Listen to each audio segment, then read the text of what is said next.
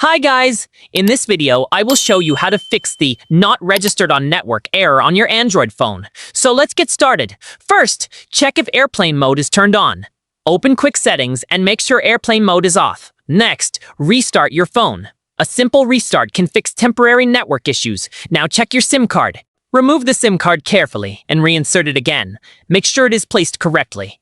Go to settings and select connections. And click mobile networks. Make sure network mode is set to auto 2G, 3G, 4G, 5G. Now try selecting the network manually. Tap on network operators, then turn off automatic selection. Wait for available networks and select your carrier manually. If it still doesn't work, reset network settings. Go to settings and scroll down, click system, and click on reset option, and click reset network settings. This will reset Wi-Fi, mobile data, and Bluetooth settings. Also, make sure your SIM card is active and has network coverage. That's it! These steps should fix the not registered on network issue on your Android device.